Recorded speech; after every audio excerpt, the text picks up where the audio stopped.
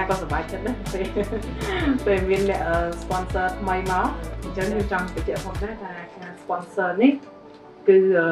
មានរយៈពេល1ឆ្នាំចាយើងនឹងចាប់ដៃគ្នា1ឆ្នាំហើយចំពោះ detail ផ្សេងទៀតសូមថាលាក់សិនហើយយើងនឹងប្រាប់តាមក្រោយហើយយើងនឹងព្យាយាមមានសកម្មភាពហើយនឹងកម្មវិធីផ្សេងៗដើម្បីជូនទៅដល់ fan និងអ្នកទាំងអស់គ្នាដែលបានមកគ្រប់គ្រងនៅថ្ងៃនេះគឺយើងចាត់ទុកថាជាបងប្អូនគ្នាហើយយើងនឹងសម្របសម្រួលជួយគ្នាទៅវិញទៅមករហូតដល់ចប់ដល់ការ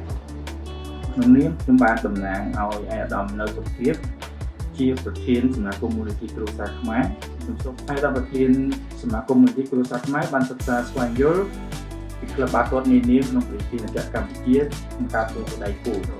ដោយមើលឃើញថាក្លឹបវិទ្យាខាជាក្លឹបបាល់ទាត់ដែលជាមុខគេក្នុងការអភិវឌ្ឍទាំងហេដ្ឋារចនាសម្ព័ន្ធក្លឹបដែលមានការអភិវឌ្ឍជោគជ័យមានការបន្តបណ្ដាលទុនធានកីឡាករល្អៗវ័យក្មេង